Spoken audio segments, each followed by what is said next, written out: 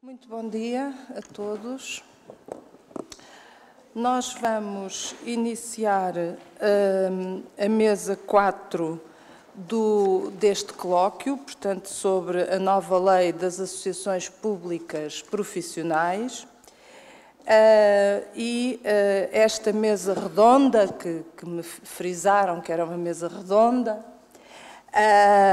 tem por título As sociedades de profissionais, a multidisciplinaridade e os regimes de incompatibilidade. Eu, antes de mais, gostaria de agradecer o convite que me fizeram para moderar esta mesa e de saudar o Instituto de Ciências Jurídico-Políticas, ao qual pertenço, por mais uma organização de um colóquio sobre um tema tão atual e tão importante.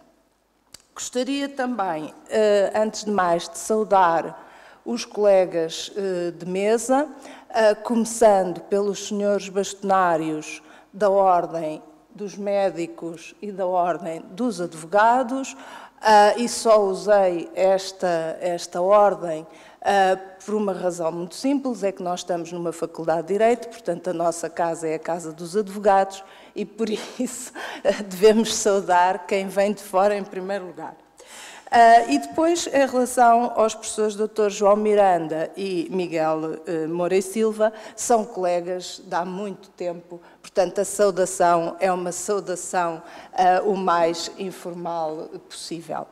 E eu fui instruída para que esta mesa redonda fosse o mais aberta possível e o mais flexível possível. Portanto, os oradores farão como entenderem. Se quiserem fazer uma intervenção inicial, no máximo 15 minutos, e depois seguir o debate, muito bem. Se quiserem falar menos tempo, interromperem-se uns aos outros, portanto, a minha posição aqui é uma posição mais de observadora do que propriamente de moderadora. De qualquer forma, portanto, está aberta a sessão. E eu começaria pela ordem que tenho no programa, por dar a palavra ao professor João Miranda. E cada um fará como entender e interromperá os outros, evidentemente com regras, também como entender. Muito obrigado, professora Ana Maria Martins. Quero começar por cumprimentá-la enquanto presidente desta mesa. Naturalmente, os cumprimentos são extensíveis à doutora Helena Fraga, bastonária da Ordem dos Advogados, ao doutor José Manuel Silva, bastonário da Ordem dos Médicos, e também ao meu colega professor Miguel Moura e Silva. E queria, nesta fase inicial, também começar por agradecer o convite que me foi endereçado pelo professor Domingos Farinho e pelo doutor David Carvalho Martins e felicitá-los por esta organização na Faculdade de Direito.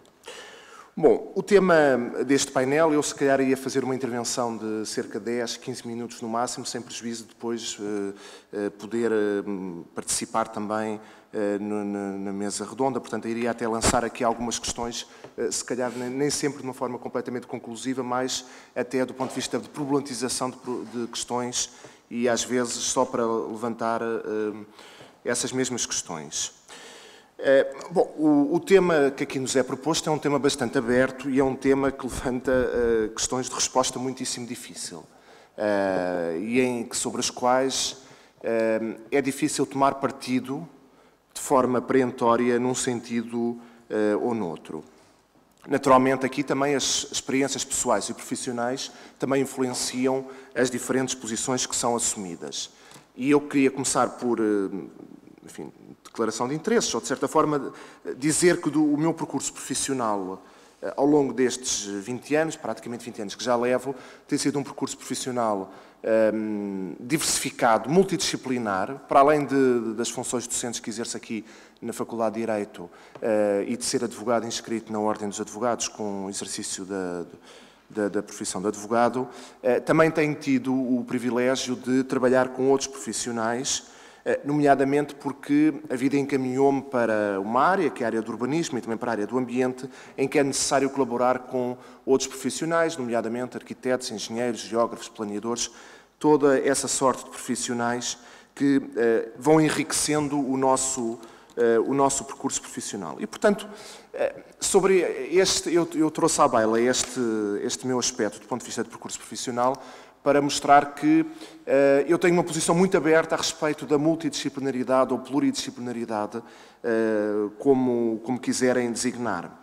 De resto, parece-me que cada vez mais o próprio encurtamento das formações académicas de base, o que hoje se designa por primeiro ciclo, para 3 ou 4 anos, ou até depois a lógica de mestrados integrados, como acontece em certas profissões, nomeadamente na medicina, na arquitetura e também na engenharia, aponta precisamente para uma ideia que é uma ideia de que a formação de base, pelo menos de quem só tem um primeiro ciclo, é uma formação de base que constitui uma ferramenta inicial de trabalho e que depois a pessoa ao longo da vida vai complementando com formações muito diferentes e, portanto, isso é evidentemente enriquecedor e isso evidentemente é completamente diferente do que era há 20 ou do que se passava há 20 ou 30 anos e, portanto, a minha posição de fundo sobre esta questão é uma posição de fundo favorável à interdisciplinaridade. Bom, e isso entronca precisamente numa das questões que aqui é colocada no painel, que tem a ver com o que a lei designa de sociedades de profissionais. Portanto, a previsão do artigo 27 da Lei 2 de 2013, que no fundo vem prever a possibilidade de existência de sociedades de profissionais com formações distintas, que tenham por objeto principal o exercício de profissões organizadas numa única associação pública profissional e que, em conjunto ou em separado com o exercício de outras profissões, possam associar-se entre si. É verdade que a colaboração entre profissionais diferentes sempre existiu, não é? Portanto, o jurista colabora com o médico para apuramento de uma questão de responsabilidade médica, o jurista colabora com o engenheiro por causa de um problema de responsabilidade de construção, o jurista que trabalha com o economista para conhecimento de estudos económico-financeiros e por aí adiante. Portanto, ninguém hoje pode pensar que exerce a sua atividade numa redoma sem colaborar com outros profissionais. De qualquer forma, aquilo que está hoje aqui previsto na lei é um pouco mais do que isso. E aquilo que está hoje aqui previsto na lei é a possibilidade de constituição de uma entidade que agrupa ou que, de alguma forma, constitui uma estrutura na qual estão englobados profissionais com diferentes valências. Por exemplo, pode uma estrutura de economistas, tendo também um revisor oficial de contas ou um técnico oficial de contas, integrar-se numa estrutura de advogados?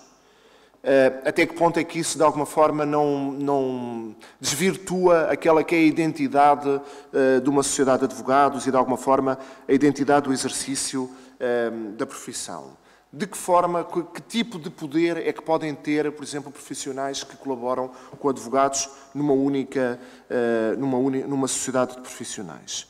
Portanto, eu queria sublinhar este aspecto. Não está, evidentemente, aqui em causa a necessidade de colaboração entre pessoas com formações diferentes, nem sequer nos casos em que as formações são mais aparentadas, como acontece, por exemplo, entre advogados e solicitadores. O que está em causa, e esse é que é o problema, e eu para já não me queria, digamos assim, pronunciar de forma definitiva, o que está em causa é como assegurar o respeito das exigências deontológicas que, por exemplo, impendem sobre advogados, nomeadamente, por exemplo, a proibição de publicidade, o sigilo profissional, com outras exigências que decorrem do exercício de outras profissões. Por exemplo, pode uma sociedade de advogados ter uma agência de comunicação a trabalhar para si e pode essa agência de comunicação ter uma participação no capital de uma sociedade de advogados?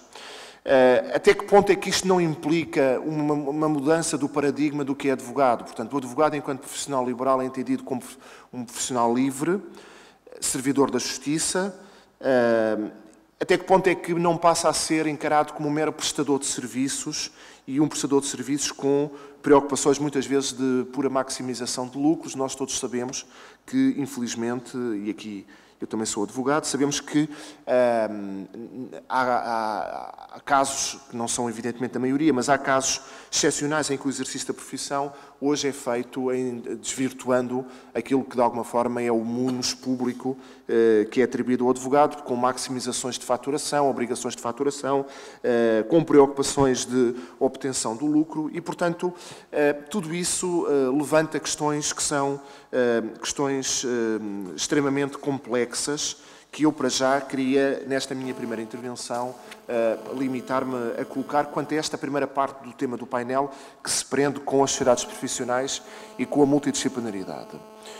Os regimes de incompatibilidade é outro mundo de problemas e de questões de resposta muitíssimo difícil, porque quando se discute a questão das incompatibilidades, a principal razão que é apontada para defender a existência de incompatibilidades é a defesa da independência e da dignidade da profissão. E, portanto, é isso que justifica que haja incapacidades, impedimentos e incompatibilidades. E, de certa forma, eu peço desculpa por trazer aqui para cima da mesa a minha experiência, sobretudo como advogado, mas de alguma forma é aquela que eu tenho. O que se discute, o que importa analisar é até que ponto é que faz sentido apertar muito a malha das incompatibilidades, até que ponto é que, muitas vezes, ao se apertar excessivamente a malha das incompatibilidades, não se acaba por, primeiro, fazer com que o acesso a certas funções públicas enfim, algumas pessoas percam o interesse no exercício dessas funções e, por outro lado, até que ponto é que, muitas vezes, um leque muito estrito de incompatibilidades também não põe em causa o exercício, o controle que é preciso fazer sobre certas profissões. E eu depois, daqui a pouco, já vou concretizar estas duas ideias que estou aqui a expor. Portanto, mas no fundo, quando se pensa na existência das incompatibilidades, aquilo que eu acho que justifica a existência das incompatibilidades é a possibilidade de garantir que o profissional exerce a sua atividade com uma plena liberdade perante o poder, perante a opinião pública, perante terceiros, que não é capturado pelos interesses do cliente e, portanto, essa é uma razão fundamental para a existência de incompatibilidades. Queria chamar a atenção que, entre outras coisas, que profissões reguladas ou profissões relativamente às quais existe uma delegação de poderes públicos, como acontece com advogados, com médicos, é que estas profissões não são profissões completamente liberais neste sentido. Quando um médico, por exemplo, emite um atestado médico ou quando um advogado certifica ou procede à autenticação de documentos, ambos, os profissionais, estão a exercer uma função pública e, ao exercer essa função pública, têm que ter noção que estão a exercer um poder que lhes foi transferido pelo Estado. E, portanto, isto é importante porquê? Porque quando se assiste cada vez mais a uma transferência de responsabilidades do Estado para profissionais liberais, aconteceu com os advogados, acontece com os médicos, acontece com outros profissionais livres, como arquitetos e engenheiros, a quem é conferido um poder importante de assinatura de subscrição de termos de responsabilidade, que muitas vezes substituem a apreciação que a administração pública faria. É importante que se frise que esses profissionais, quando exercem essa atividade, não podem esquecer-se que o fazem no exercício de uma função pública e, nomeadamente, não podem esquecer-se que o devem fazer com isenção, com imparcialidade, com objetividade e não com outras preocupações, nomeadamente de servir o cliente ou de defender os interesses do cliente, porque, no fundo, há uma preocupação de natureza pública, como eu disse, se encontra inscrita na Constituição. E eu queria terminar esta minha primeira intervenção falando aqui de duas questões, que são duas questões bastante controvertidas e que têm a ver com o problema das incompatibilidades. A primeira questão tem sido, entre nós, ultimamente, defendida a necessidade de existência de uma incompatibilidade do exercício de funções parlamentares com a advocacia. Entre outras coisas, diz-se que as pessoas que exercem o mandato parlamentar estão numa posição privilegiada porque, de certa forma, podem fazer a lei, podem contribuir para a feitura da lei que vai valer e que se vai aplicar a todos os cidadãos. E a questão que se coloca é, deve ou não existir uma incompatibilidade entre o exercício de funções parlamentares? Já sabemos que, quando se trata de funções executivas, essa incompatibilidade existe, mas deve ou não existir uma incompatibilidade entre o exercício de funções parlamentares, porque, nomeadamente, o que está em causa muitas vezes é a prevenção de conflitos de interesses. Bom, eu não tenho aqui uma posição completamente fechada a este respeito, porque, como eu disse há pouco, muitas vezes, quando se aperta excessivamente o leque das incompatibilidades, corre-se o risco de perda de qualidade de quem exerce certas profissões. E, portanto, o essencial é garantir que os deputados quando exercem as suas funções, sejam escrutinados, nomeadamente hoje já há formas de controlo através da publicitação de registros de interesses e outros mecanismos. O que me parece absolutamente essencial é garantir que exista uma...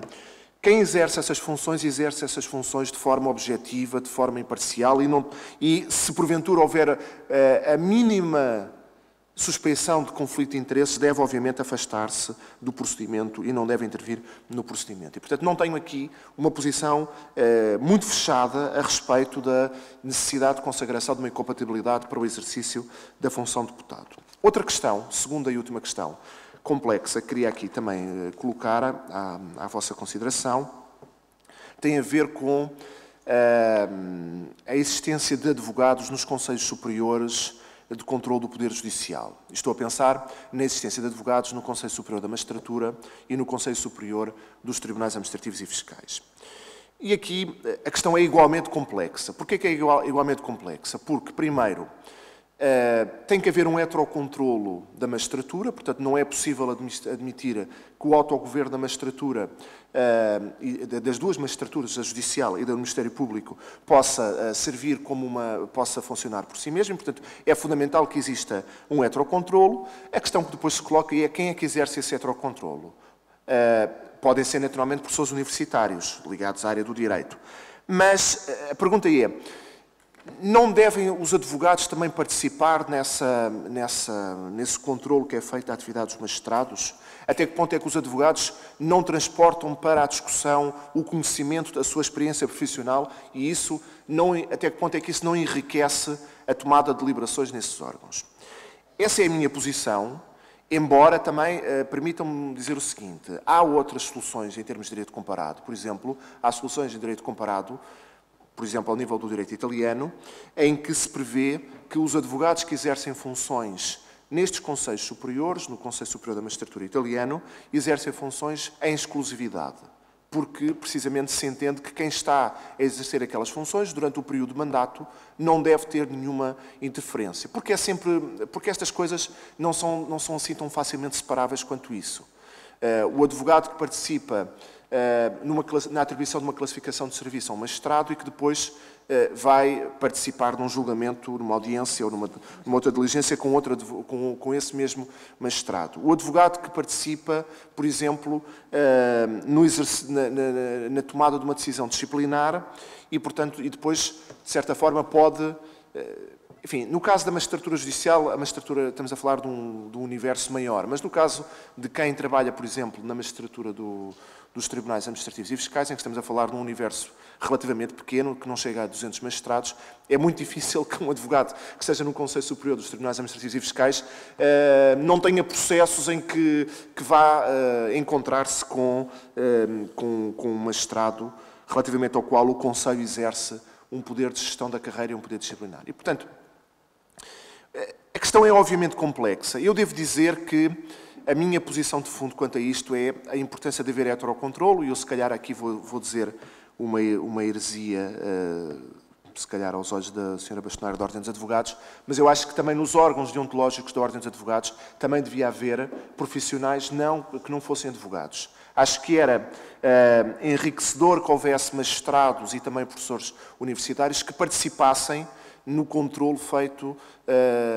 do controlo deontológico e, portanto, no controlo que é feito ao nível do exercício da profissão. Portanto, porquê? Porque, no fundo, a minha posição de fundo aqui é, precisamente, a possibilidade, a existência de heterocontrolos, porque, muitas vezes, quando há um excessivo autogoverno, seja ao nível de uma profissão, seja ao nível de um setor de atividade, o risco que se assiste é o risco de não haver um controlo externo e, muitas vezes, isso acabar por também ser lesivo para os interesses de terceiros. Para já era o que queria dizer. Muito obrigado. Muito obrigado, professor João Miranda.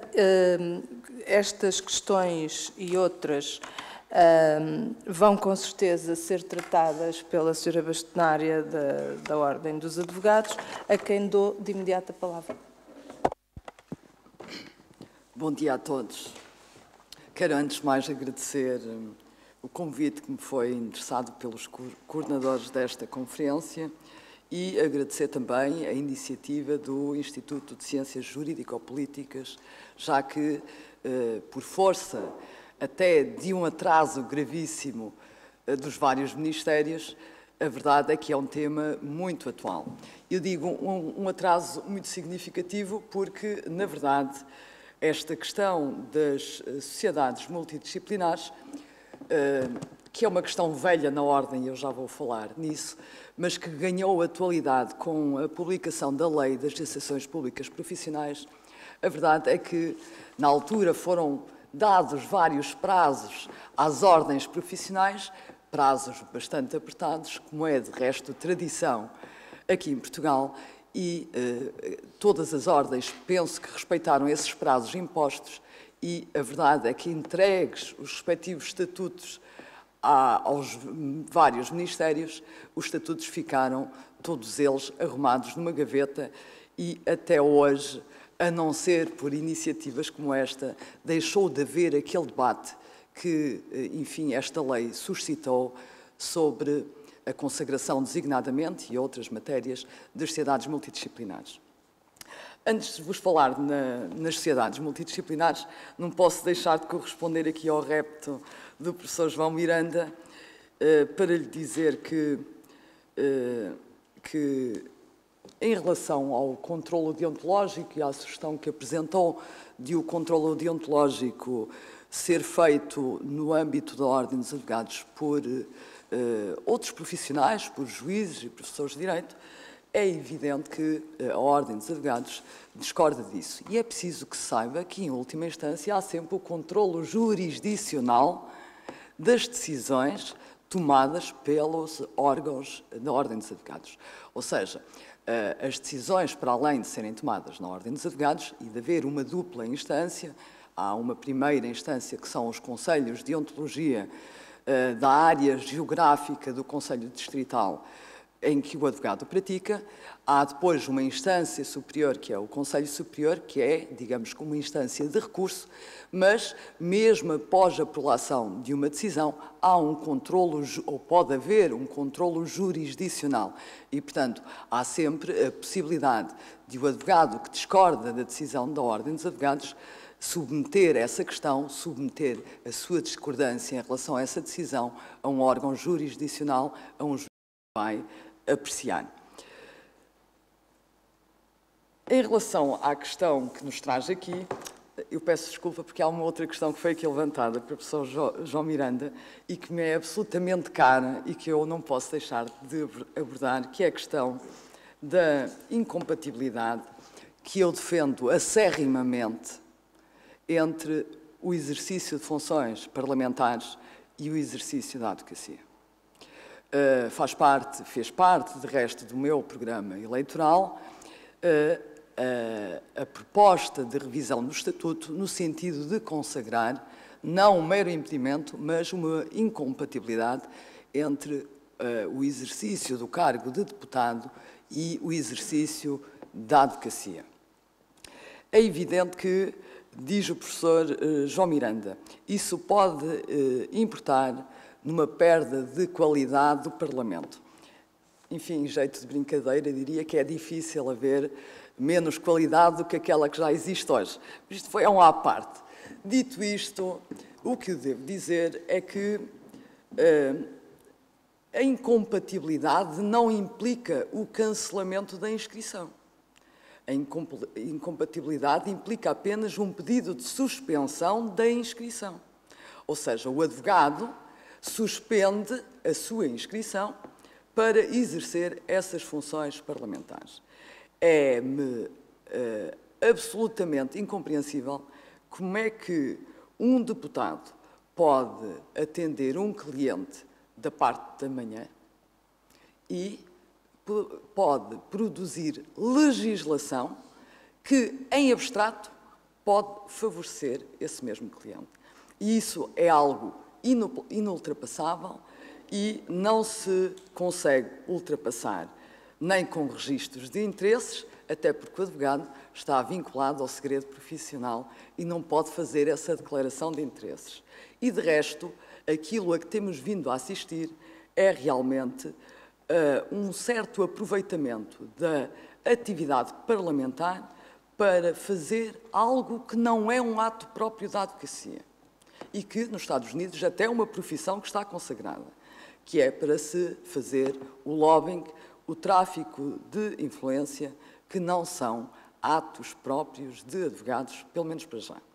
E, portanto, mais que não seja, até para que não incida um juízo de suspeição sobre os titulares de um órgão de soberania, por razões de transparência, deve ser incompatível o exercício de funções parlamentares com o exercício da advocacia. Todos devem recordar, foi muito mediatizado, o desaparecimento de uma vírgula num decreto-lei que tantas absolvições gerou pelos tribunais portugueses e que nenhum deputado conseguiu explicar.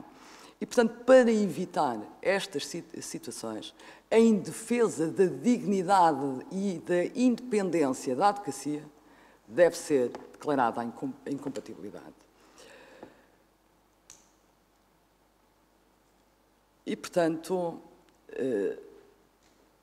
a Assembleia da República, que é a Casa da Democracia, sairia seguramente muito reforçada com uma incompatibilidade que, de resto, está consagrada para quem exerce, por exemplo, as funções de Presidente da Câmara. E uma das coisas que eu nunca percebi é como é que o legislador, quem legislou, porque o Estatuto da Ordem dos Advogados, como sabem, é uma lei da Assembleia da República, teve o alcance de perceber que um Presidente da Câmara, pelas funções que exerce, não iria gozar da independência de que carece o exercício da advocacia. Não deixa de ser estranho que esse mesmo legislador não perceba que ele, como legislador, também não terá a independência necessária para o exercício da advocacia. E, portanto, foi com estranheza que eu vi que tivesse sido consagrada em relação ao exercício de funções executivas na política uma regra, incompatibilidade, e depois, se forem ao Estatuto, há uma exceção exatamente para os deputados.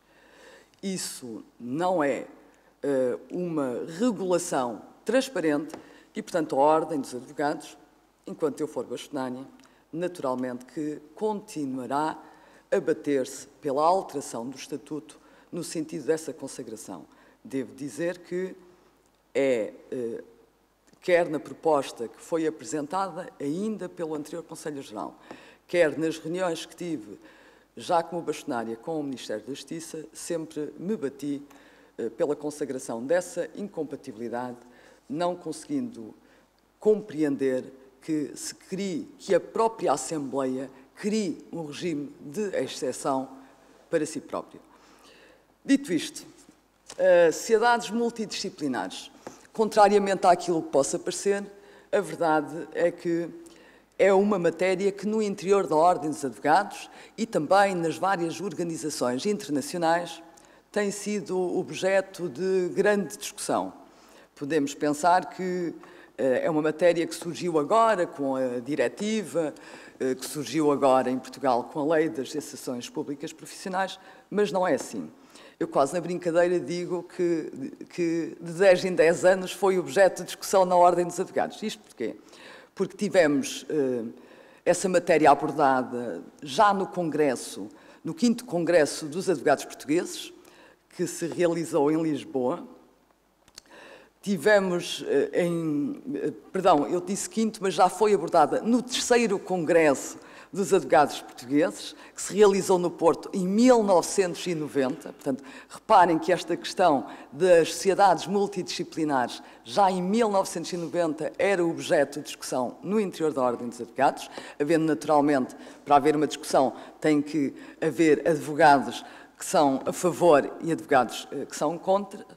Foi na altura consagrada foi aprovada uma recomendação pelo Congresso no sentido da não consagração de sociedades multidisciplinares, quem defendia as sociedades multidisciplinares voltou à carga 10 anos depois e volta a ser objeto de discussão, agora sim, no 5º Congresso dos Advogados Portugueses, havendo novamente a aprovação de conclusões, designadamente a conclusão 90, 91, 92, 93, no sentido da rejeição das sociedades multidisciplinares, ou seja, da possibilidade das sociedades de advogados serem integradas por outros profissionais, por outros sócios não advogados, e também no Congresso dos Advogados Portugueses em 2011, portanto, novamente, cerca de 10 anos depois, volta a ser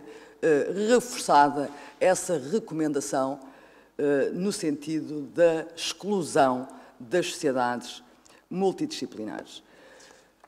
Por outro lado, temos, enfim, posições, quer dos advogados europeus, quer da União Internacional dos Advogados, que aí sim já têm algumas divergências.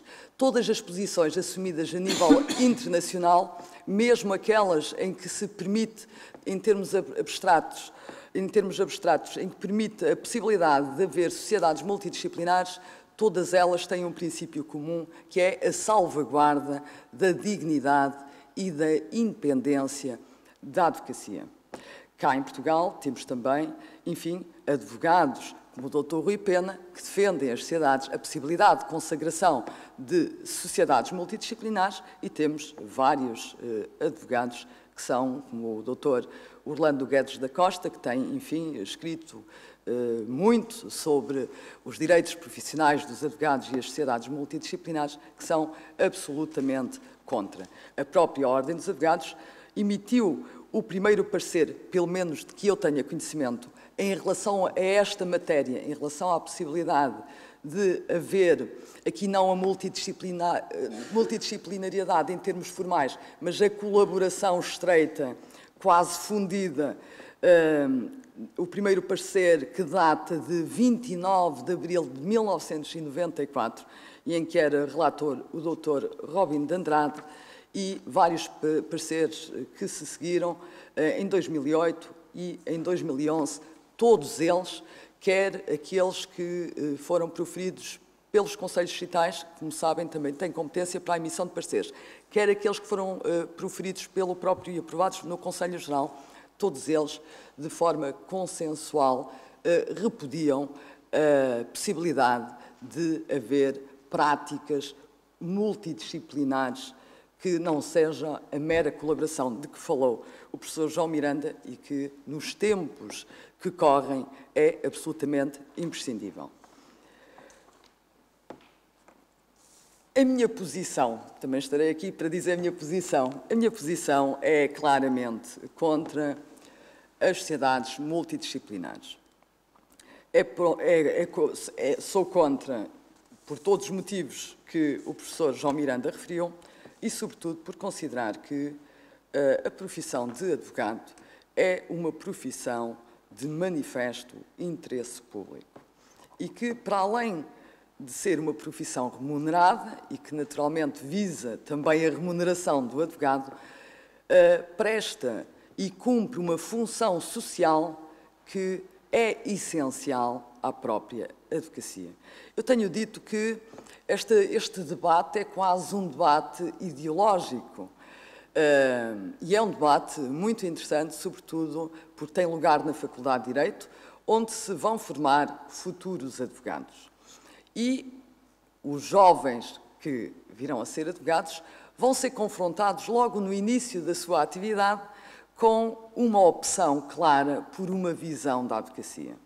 Uma visão da advocacia que tem e que cumpre deveres para com a comunidade, ou aquilo que eu tenho denominado como a visão pura e dura, mercantilista, que é assumida por alguns, em que, mais do que cumprir essa função social da advocacia, se assume uma visão do advogado como empresa, do advogado como movido apenas para a obtenção de lucro.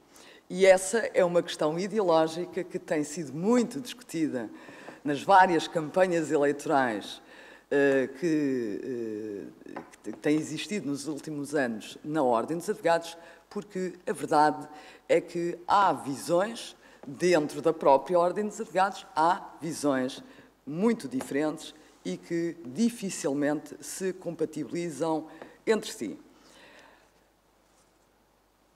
Gostava que fizessem todos um exercício comigo.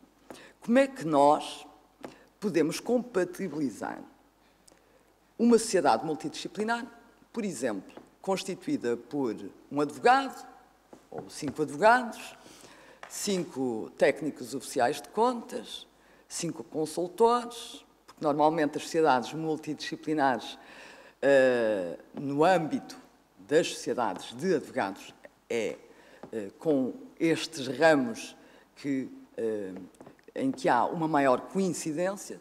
As seis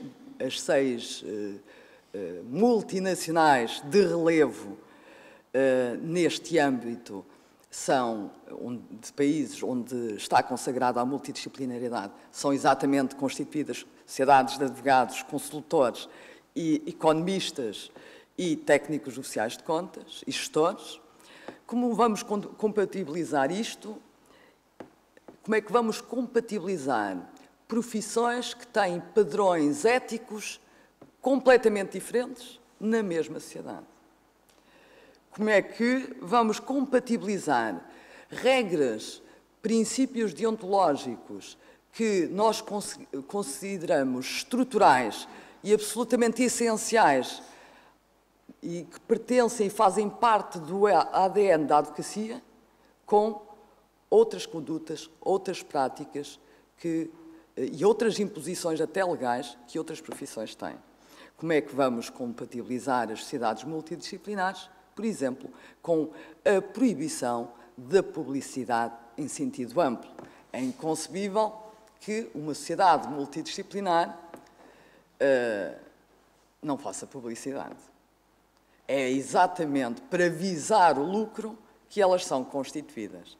E, portanto, a primeira medida que a consagração da multidisciplinariedade no âmbito das sociedades de advogados exigiria era uma alteração às normas da publicidade.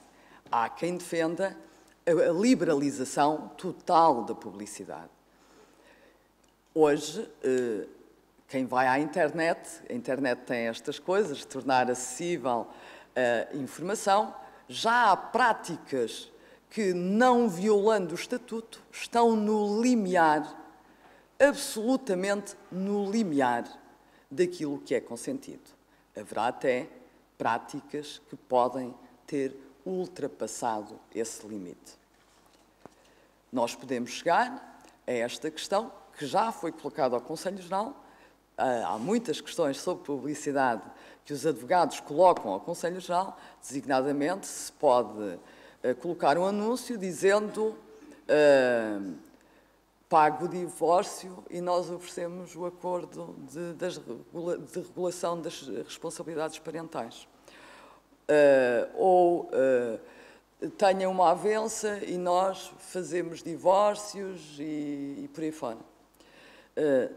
E, portanto, é a consagração do espírito mercantilista na sua plenitude no âmbito do exercício da profissão.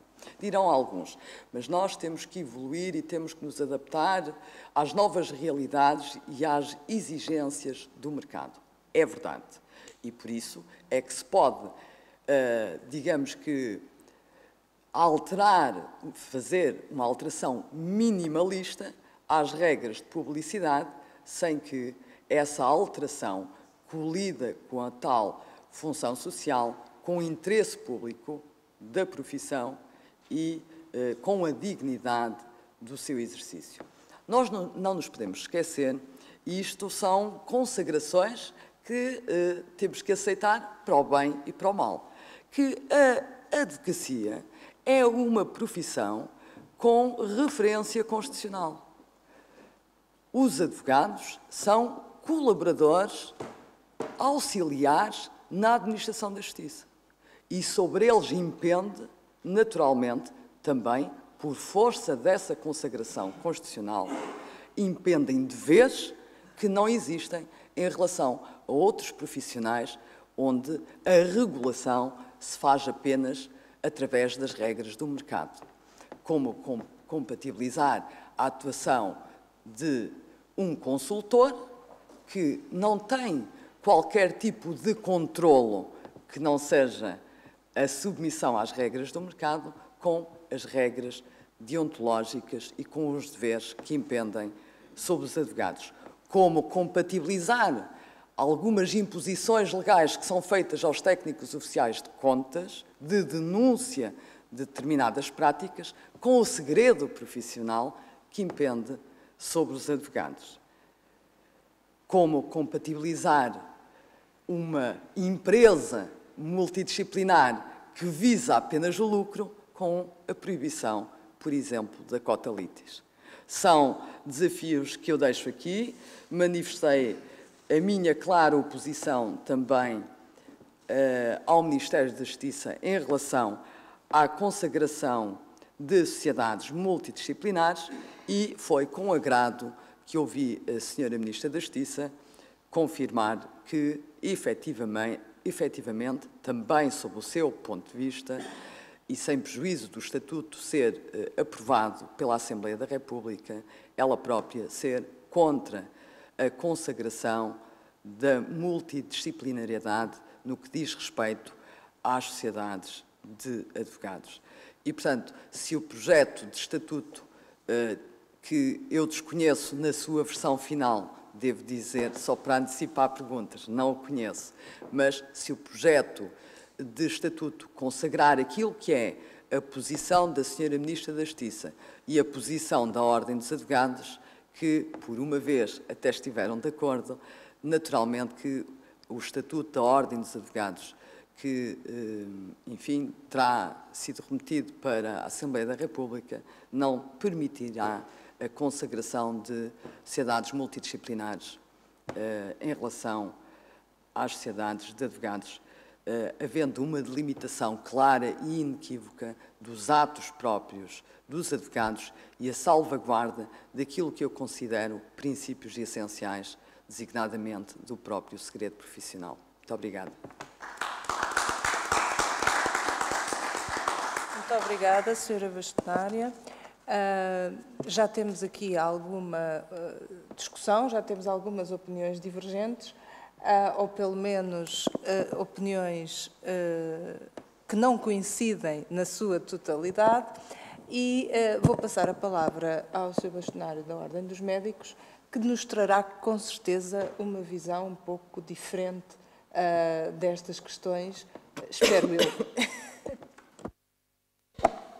Bom dia a todos, um cumprimento à Presidente da Mesa e a todos os colegas da Mesa, um agradecimento ao Instituto de Ciências Jurídico-Políticas pelo convite que me fez para estar aqui a falar da Lei das Associações Profissionais, neste âmbito das incompatibilidades e multidisciplinaridade, e dizer que da nossa parte médicos a lei foi uma oportunidade, foi um desafio positivo e uma oportunidade, não colidiu com aquilo que já era a prática da Ordem dos Médicos e a relação entre a Ordem dos Médicos e o Ministério da Saúde, e veio ao encontro da nossa vontade de modernizar os nossos estatutos, que são ainda um decreto-lei e datam de 1977, portanto estão completamente desatualizados face à realidade atual.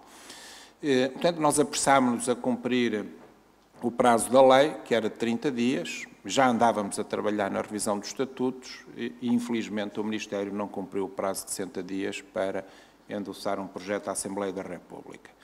É evidente que o Ministério da Saúde é aquele que tem uma maior complexidade na abordagem das revisões dos estatutos das ordens profissionais, tem várias ordens profissionais sob a sua tutela, e de alguma forma, sabemos nós, com questões conflituantes em algumas propostas de algumas ordens profissionais, com os estatutos e as competências de outras profissões da saúde.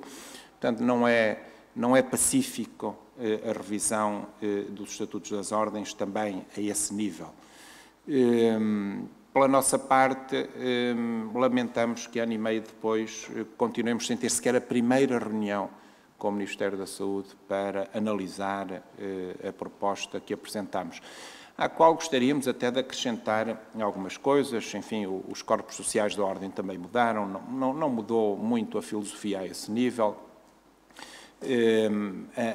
Os novos estatutos são importantes para melhorar o funcionamento interno da Ordem, mas gostaríamos também de acrescentar uma nova competência que se veio a revelar como importante, que era a realização de auditorias clínicas.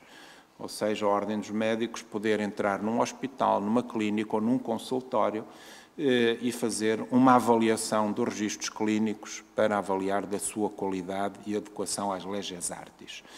E isto surgiu-nos porque, quando procurámos no ano passado fazer uma visita ao bloco cirúrgico do Hospital Dona de Estefânia, isso foi-nos vedado pelo Ministério da Saúde, alegando que não tínhamos competências de auditoria.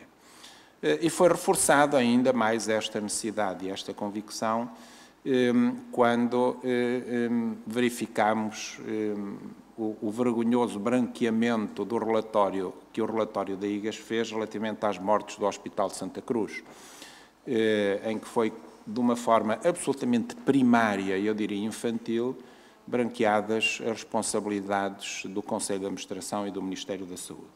É evidente que nós fizemos o nosso relatório, apresentámos as nossas provas e solicitámos a reabertura do inquérito formalmente e estamos à espera de um novo relatório da IGAS sobre essa matéria. Portanto, nós não podemos mesmo descansar sobre aquilo que é feito por entidades oficiais e muito menos quando temos uma entidade que depende da tutela a inspecionar a própria tutela. É evidente que, sem pôr em causa a idoneidade, porque as pessoas ofendem-se muito se pomos em causa a idoneidade, a independência e a honestidade das pessoas. Eu não falo das pessoas, falo dos factos e dos relatórios. E aí sim, já tive a ocasião de repetir mais que uma vez que estou disponível para discutir aquele relatório com todos os inspectores da IGAS ao mesmo tempo, porque de facto é fácil desmontar aquele branqueamento. Portanto, a Ordem dos Médicos também gostaria, para benefício da saúde em Portugal e, portanto, dos clientes da saúde, ou seja, dos cidadãos, ter capacidade de realizar auditorias para a defesa da qualidade em saúde. Bom, relativamente a estas questões das incompatibilidades, uma das incompatibilidades nós temos lá dentro da Ordem, que está referida na lei e já a queríamos corrigir, é que eu sou simultaneamente o Presidente do Conselho Nacional Executivo, o Presidente do Conselho Fiscal e o Presidente do Conselho Nacional de Disciplina. Ou seja, eu presido a um órgão que me fiscaliza a mim próprio. O que, obviamente, nunca fui a nenhuma reunião do Conselho Fiscal Nacional, delego sempre em algum membro, porque acho que é, no mínimo, enfim, eu teria vergonha de estar ali a presidir um órgão que está a fiscalizar as minhas contas. Portanto, obviamente que no novo projeto de estatutos separámos os cargos, isso é imposto pela Lei Quadro das Associações Profissionais, mas obviamente nem precisava de ser, nem percebo como é que foi aprovado um decreto-lei com aquelas características. Nós temos também incompatibilidades definidas no nosso Código Deontológico, nomeadamente o médico assistente de um doente não pode ser médico perito do mesmo doente, ou seja, as funções, é o artigo 120, as funções de médico assistente e médico perito são incompatíveis, não devendo ser exercidas pela mesma pessoa. E isto tem algumas implicações. Por exemplo, o atual Código Deontológico, que nós também aproveitamos para rever como um regulamento dos estatutos, possibilitava, em algumas interpretações, que um médico emitisse um atestado de doença a si próprio, beneficiando desse facto. Ou seja, se eu me apetecesse ir passar 15 dias às Caraíbas, passava-me um atestado médico a dizer que estava doente, estava muito cansado, precisava de recuperar e, portanto, ia passar 15 dias de férias às Caraíbas. E havia quem defendesse essa questão. Eu não tenho dúvidas em dizer que o médico não basta ser honesto, é preciso parecê-lo também, e, portanto, obviamente, não pode usufruir de uma situação em que tem um potencial ganho pessoal ou familiar. Portanto, não deve emitir atestados a si ou aos seus familiares diretos. E essa é, para mim, uma incompatibilidade que não é formal, é ética, mas que deve passar a ser formal na revisão do Código Deontológico. Isto porque nós somos todos seres humanos e há sempre aqueles que cedem à tentação. E, portanto, nós temos que ter regras que se apliquem àqueles que possam ter um conceito ético menos apurado e não evitar essas regras em nome de uma ética que sabemos que nem sempre é cumprida por todos, até porque a ética é um conceito muito individual. Cada um de nós pode ter o seu conceito ético da sua profissão, a deontologia é outra coisa, porque assim representa o padrão ético médio da profissão e que toda a gente tem de cumprir. Portanto, é preciso que haja regimes de incompatibilidades. Nós somos totalmente favoráveis a isso e eu diria também que sou defensor também das incompatibilidades dos deputados. Aliás, acho que enquanto nós não mudarmos o modelo de governação do país, não mudamos nada de substantivo neste país. E, portanto, continuaremos nestes ciclos de ajuda, bancarrota, ajuda, bancarrota, ajuda, bancarrota que temos vivido nos últimos anos, sem um regime que permita uma maior transparência da vida política nacional. Deve haver incompatibilidades dos deputados. E não aceito, enfim, já para lançar também aqui alguma polémica, o argumento do professor João Miranda, dizendo que se nós estabelecemos um regime de incompatibilidades, podemos estar a limitar o acesso aos melhores.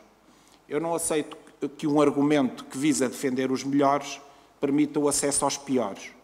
E, portanto, obviamente que tem que haver um regime em que as pessoas façam as suas opções e que eleve o padrão médio de funcionamento da nossa Assembleia da República. E, por isso, se calhar, os círculos uninominais são extremamente importantes, porque eu, enfim, acho que não errarei em dizer que, se calhar, 75% dos nossos deputados não seriam eleitos numa eleição direta. E nós não podemos continuar a eleger deputados em pacote, porque isso é um dos principais e mais graves problemas do nosso país. Relativamente à questão das sociedades profissionais, da multidisciplinaridade, essa já é algo com que nós convivemos, nós médicos, ou seja, nós podemos trabalhar numa clínica que é detida por um advogado, em que o advogado é o dono da clínica. Aquilo que tem que haver é, obviamente, uma separação e o diretor clínico tem que ser o médico, porque, se não for um médico, obviamente, não tinha sequer capacidade para exercer funções reguladoras sobre os profissionais médicos que trabalham nessa clínica. Por isso também não entendíamos que a propriedade das farmácias só pudesse ser de farmacêuticos, isso foi revisto e bem. A direção técnica de uma farmácia é que, obviamente, só pode ser exercida por um farmacêutico. Portanto, há que separar estas questões, até porque visar o lucro, todos visam, porque sem lucro não há atividade. E, portanto, isso também não pode ser um argumento que faça uma distinção entre os diferentes tipos de sociedades. É evidente que tem que haver regras, nomeadamente na área da publicidade. E nós temos regras muito restritivas na área da publicidade. É evidente que eu sempre trabalhei em exclusividade no setor público, nunca exerci medicina privada, mas podia, se tivesse um consultório, publicitar o meu consultório. Não posso dizer que sou melhor que o outro, ou que consigo resultados milagrosos, ou garantir resultados, ou indiciar a garantia de resultados, coisa que o médico nunca pode garantir. O médico tem de garantir que usa os meios adequados, mas nunca pode garantir os resultados, porque há sempre alguma coisa, desde logo as características individuais do doente, que podem levar a uma resposta diferente da média. Portanto, o médico não tem a capacidade de garantir resultados. E, portanto, tem que haver regras na publicidade, logicamente. E por isso, e bem, todas as ordens profissionais da saúde, no âmbito do Conselho Nacional das Ordens Profissionais, fizeram um alerta que é preciso que haja regras na publicidade na área da saúde. Eu diria, para não errar, que 99% da publicidade que se faz na área da saúde é publicidade enganosa.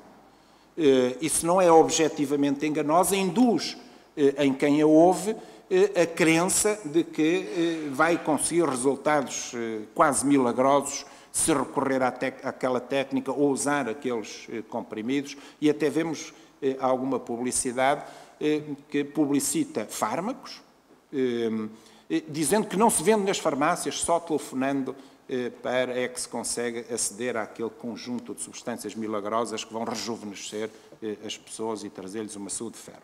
Portanto, é preciso que haja regras na publicidade e eu espero que na área da saúde sejam introduzidas novas regras que impeçam a clara publicidade enganosa que há atualmente no mercado da saúde. A Ordem dos Médicos também não foi afetada pela reforma de Bolonha e, portanto, por algumas questões que estão relacionadas com o acesso à profissão, que também estão vertidas na Lei das Associações Profissionais.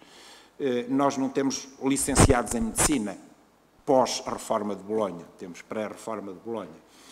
Há uma licenciatura, que eu nem sei exatamente o nome, devo-vos dizer, não sei se é a licenciatura em Ciências Médicas, que é que se tem ao fim de 3 anos, porque formalmente aquilo tem que existir no papel. É evidente que ninguém a utiliza, ninguém pede um papel desses, não serve para rigorosamente nada, não tem conteúdo profissional e, portanto, toda a gente que entra em Medicina faz o seu mestrado integrado e aí sim está habilitado para o exercício da profissão. Portanto, também não tivemos este problema de haver uma redução do período de formação com consequências que teria, obviamente, na qualificação dos profissionais.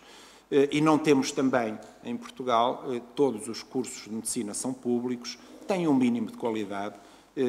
É evidente que há alguns com mais dificuldade do que outros, as escolas mais recentes ainda não têm constituído o seu corpo docente da forma ideal, têm sido submetidas a auditorias por parte da A3ES e, portanto, é um processo que se constrói e que se aceita que numa fase inicial não se atinjam todos os parâmetros de qualidade, exigindo-se que, obviamente, se desenvolvam esforços no sentido do atingimento desses parâmetros de qualidade. Não há nenhum curso de medicina privado.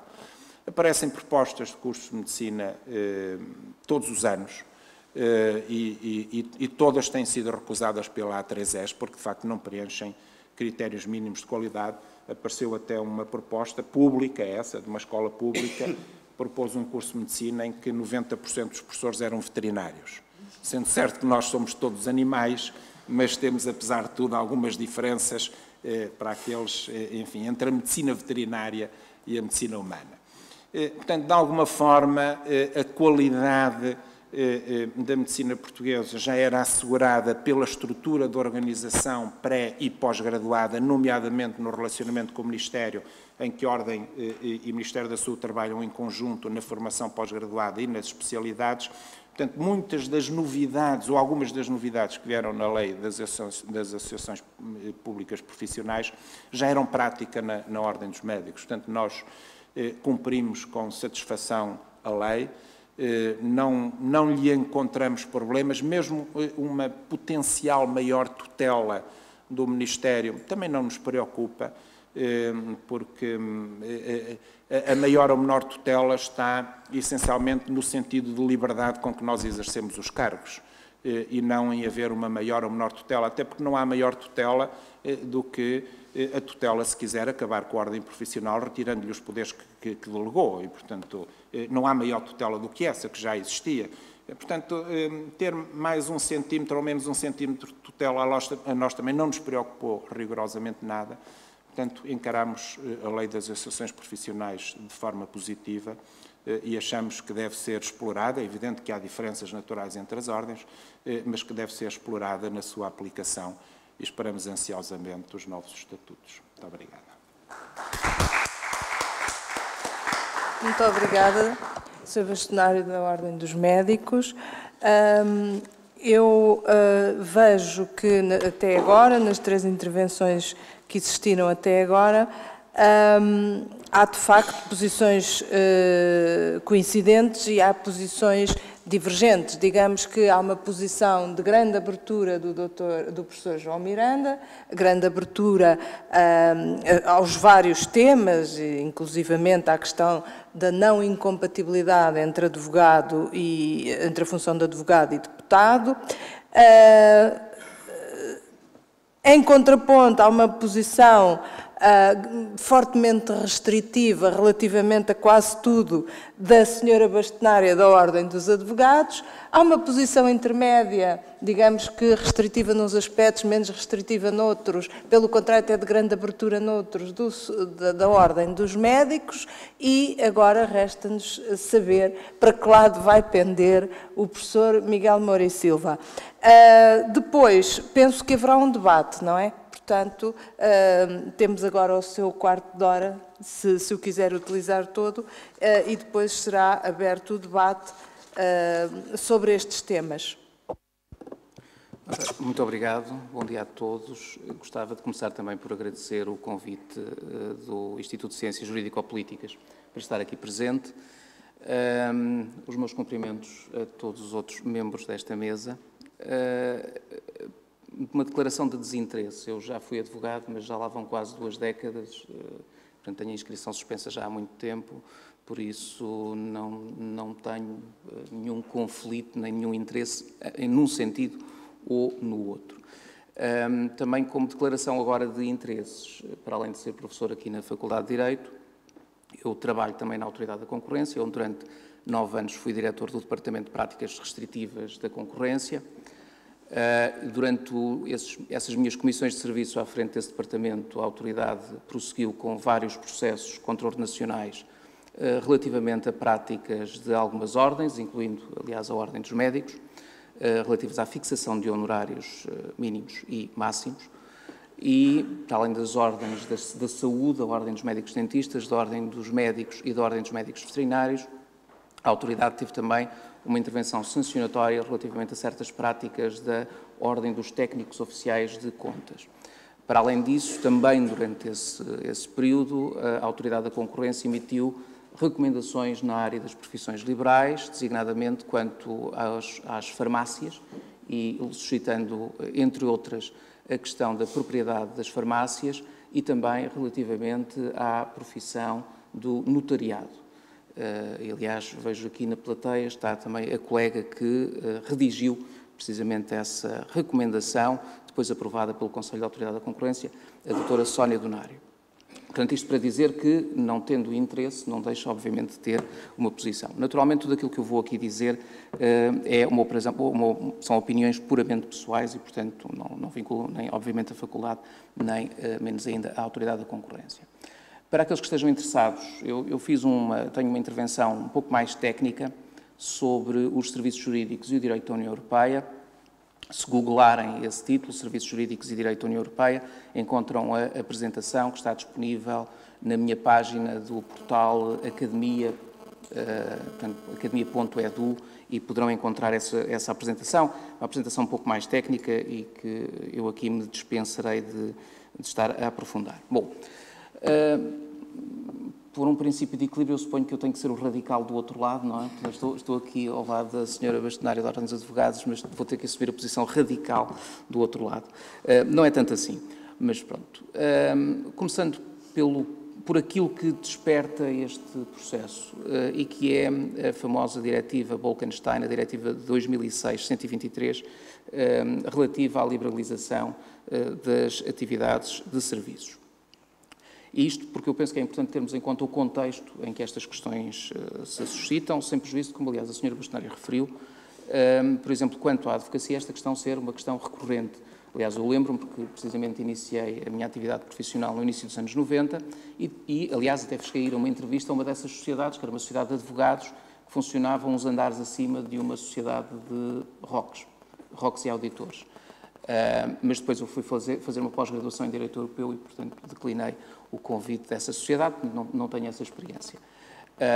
Mas tenho vários colegas que o fizeram e, portanto, sei que existiam sociedades em que, informalmente, através de mecanismos menos transparentes, um deles, aliás, envolvendo até, se a memória não falha, um antigo bastonário da Ordem dos Advogados, se estabeleciam relações de cooperação entre sociedades de advogados e sociedades de revisores oficiais de contas. E, portanto, eu suponho que essa tenha sido a primeira vez em que a questão foi colocada.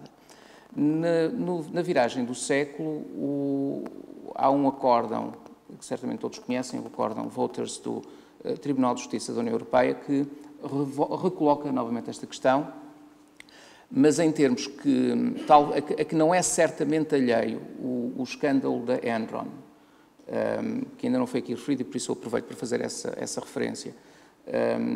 Para quem já não se lembra ou não chegou a conhecer esse caso destruiu uma das Big Five na altura, Arthur Andersen, porque elementos do escritório, alguns no Texas, já não lembro, Houston, salvo erro, colaboraram, para já tinham um conflito de interesses. Eram ROCs, mas ao mesmo tempo prestavam serviços de consultoria à Enron. E os ROCs amaciavam as críticas ao funcionamento da Enron e a alguns esquemas financeiros, e em troca os gestores da Enron davam-lhes mais trabalho no braço de consultoria. Portanto, isto para dizer que esta questão dos conflitos de interesses é absolutamente clara. Há problemas de conflitos de interesses com sociedades multidisciplinares ou não. E veja-se, por exemplo, agora no caso também famoso caso do Grupo Espírito Santo, em que também há questões que se colocam, questões deontológicas, que se colocam relativamente ao exercício da atividade dos revisores oficiais de contas. Bom, isto como pano de fundo. Voltando à diretiva. Porquê é que nós temos esta diretiva em 2006? Essencialmente porque o objetivo é responder a um diagnóstico que, se quiserem, aliás, também remonta ao virar do século e ao objetivo da agenda da Europa, na altura Europa 2010, agora a Agenda 2020, que é uma agenda de crescimento e de competitividade da economia europeia. Se há coisa que os dados económicos, e podem ver as estatísticas da OCDE, que são bastante claras nessa matéria, demonstram é que os países da União Europeia têm claramente um problema de competitividade, e esse problema de competitividade, em parte, radica no reduzido crescimento da produtividade na área dos serviços. E, portanto, esta é uma medida jurídica, mas que prossegue um objetivo económico de fundo, que tem que ver com o facto de a União Europeia, os países da União Europeia, não estarem a crescer tanto quanto aquilo que todos desejaríamos. Bom, e como atingir esse objetivo? A resposta da diretiva é, essencialmente, assegurando a liberdade de prestação de serviços. Naturalmente, a diretiva também reconhece a especificidade das profissões liberais e, por isso, a diretiva prevê a possibilidade de adoção de regimes que limitam o impacto dessa liberalização, de modo a compatibilizar, por um lado, esse objetivo económico de aumentar o crescimento económico, de incrementar a produtividade das empresas europeias em geral, com a proteção dos valores sociais que são inerentes ao exercício daquilo a que a diretiva, por falta de um conceito próprio, chama as profissões regulamentadas. Ora bem, esta diretiva cria também aqui um desafio, que é o desafio da mudança. Esta liberalização, mesmo tendo em conta os particulares valores que estão associados às profissões regulamentadas, às nossas profissões liberais, reguladas por ordens, esta liberalização vai implicar necessariamente novos modelos de regulação, quer de autorregulação por parte das ordens, quer de heterorregulação por parte de outras entidades, e esta regulação vai ter que incidir quer sobre as condições de acesso, quer sobre as condições de exercício das profissões. Eu diria que há algo que para mim é, neste momento, inequívoco. Eu não tenho muitas certezas quanto depois à concretização e, portanto, onde é que nós devemos colocar essa fronteira. Acho que é uma matéria, precisamente, onde deve existir debate e é importante que esse debate se faça, e daí também a importância desta iniciativa. Agora, há uma coisa que eu penso que é clara, é que a margem de manobra dos Estados-membros da União Europeia para manter medidas mais protecionistas relativamente ao Estatuto das Profissões Liberais, essa margem de manobra é cada vez mais reduzida. Quaisquer restrições ao acesso e ao exercício destas profissões liberais têm que ser justificadas por objetivos não económicos. Eles podem existir, em muitos casos existem, já aqui foram referidas várias situações, mas carecem sempre de justificação. Ou seja, não podemos postular que o acesso a estas profissões ou o exercício destas profissões deve estar sujeito ao nível atual de obstáculos. Temos que o justificar. O que é importante, porque isso significa que temos que trazer a regra da razão a lâmina de Occam e submeter as restrições atuais a essa lâmina. Muitas provavelmente sobreviverão a esse exercício, outras provavelmente não sobreviverão. Toda a mudança traz consigo receios, é verdade. Quando começou a liberalização do transporte aéreo, e se é verdade que todos nós, naturalmente, quando recorremos a um médico, esperamos um mais elevado nível de profissionalismo porque estamos a colocar a nossa vida ou a vida dos nossos entes queridos nas mãos daquele profissional, ou quando recorremos a um advogado, estamos a colocar nas mãos do advogado o nosso bem-estar económico ou até a nossa liberdade pessoal. Mas a verdade é que quando embarcamos num avião ou em qualquer outro meio de transporte, também estamos a colocar nas mãos de alguém que não exerce sequer uma profissão regulamentada para estes efeitos, a nossa vida. Quando começou a liberalização do transporte aéreo nos Estados Unidos, essencialmente no início dos anos 80, na União Europeia, sobretudo nos anos 90,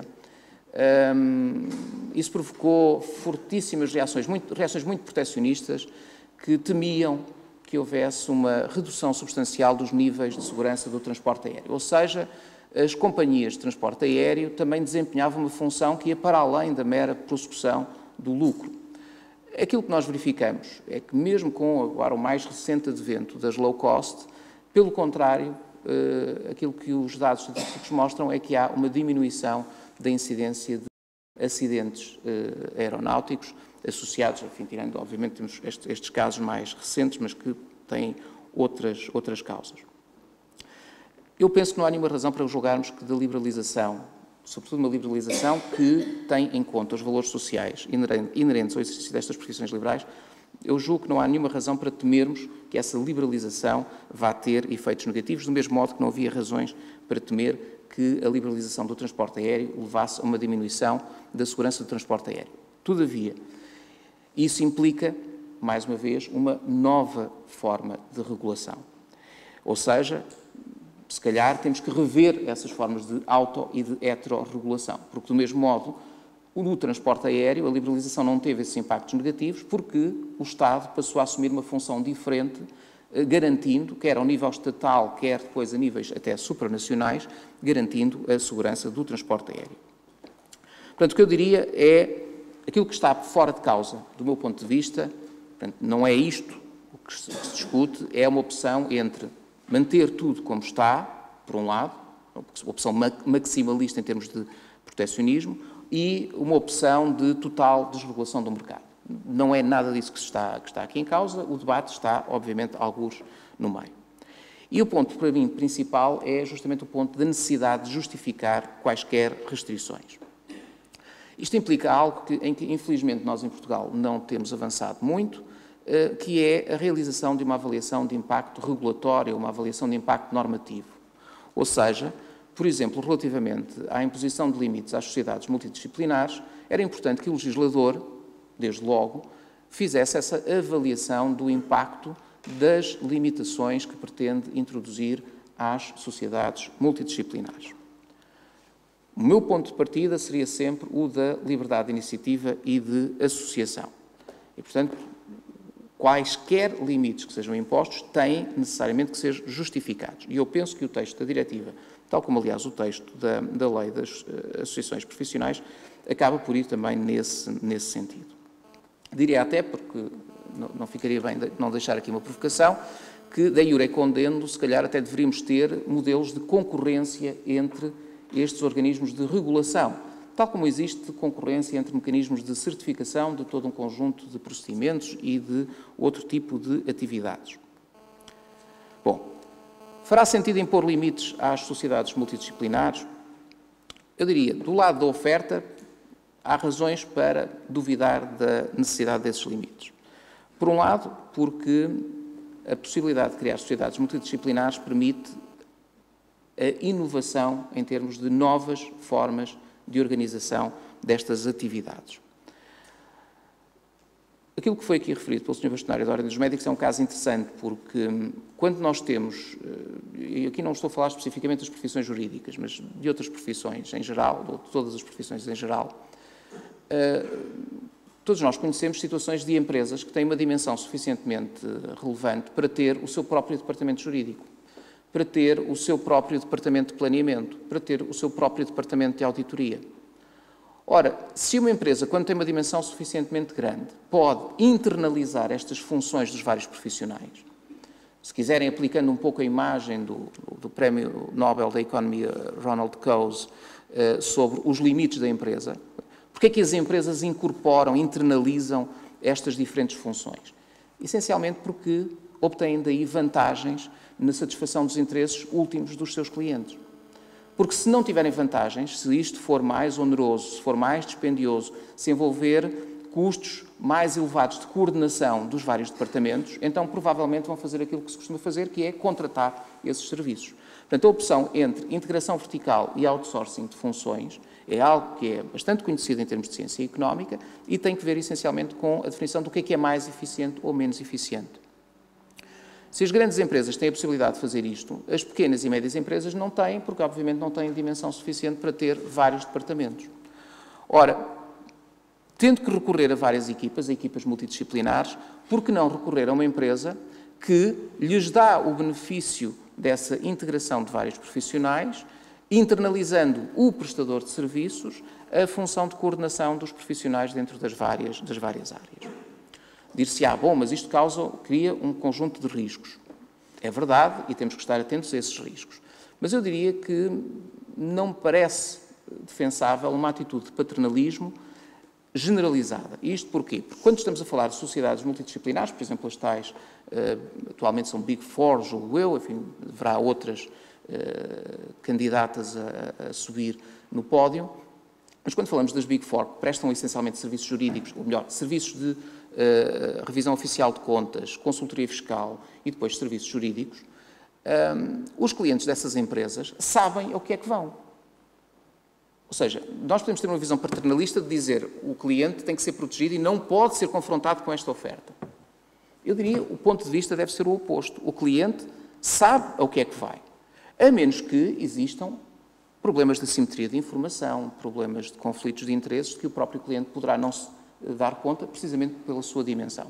Então, aí justificar-se-á algum tipo de intervenção regulatória. Agora, a partir do princípio de que o cliente, quando escolhe uma destas sociedades, em vez de escolher um escritório, vamos supor, por exemplo, em Londres, um escritório de advogados especializado e depois uma consultora económica, como há várias, a opção por um serviço integrado significa que, do lado do cliente, ele fez uma escolha consciente. Será que nós somos assim tão incapazes de fazer essas escolhas? Me deixo essa questão. Portanto, eu diria, vantagens e desvantagens das sociedades multidisciplinares, vantagens, em síntese, a liberdade de escolha dos clientes, penso que os clientes devem poder escolher novas modalidades de serviços integrados. Há vantagens do lado da oferta em termos de economias de gama, pela tal eliminação ou internalização dos custos de transação, de articular as equipas de diferentes profissionais. Do próprio ponto de vista da sustentabilidade económico-financeira destas sociedades multidisciplinares, como elas têm um risco mais disperso entre as atividades dos vários profissionais, podem ser até instituições mais estáveis. E, por último, a possibilidade de inovação. Inovação quanto aos serviços que podem ser prestados. Desvantagens são aquelas, sobretudo aquelas que já foram aqui referidas, questões de articulação do segredo profissional e de diferentes regras de segredo profissional, por vezes, se calhar, serão mesmo incompatíveis e, portanto, poderão obstar a estas sociedades, e a questão dos conflitos de interesses. Note-se, os conflitos de interesses não são apanágio apenas das sociedades multidisciplinares. Quando nós olhamos, por exemplo, para as sociedades de advogados, nós verificamos que há um risco óbvio de conflitos de interesses. Eu trabalhei numa das maiores, na altura a maior, penso que ainda é a maior, durante alguns anos, e os riscos de conflitos de interesses, para mim agora, nessa qualidade de advogado trabalhando numa sociedade dessas, eram tremendos. E ficaria preocupado se a Ordem dos Advogados não estivesse atenta a esses riscos de conflitos de interesses. Mais no sentido da transparência e de obrigações de transparência da sociedade de advogados para com o cliente, porque, mais uma vez, aqui penso que a missão é dar ao consumidor todos os dados relevantes para a sua escolha, para que ele faça uma escolha informada, e depois, se o cliente vive bem com um potencial conflito de interesses, bom, desde que não se violem as fronteiras legais, tudo bem. Bom, eu penso que, para terminar, o regime legal permite ter em conta tudo isto, quer na diretiva, quer na legislação nacional.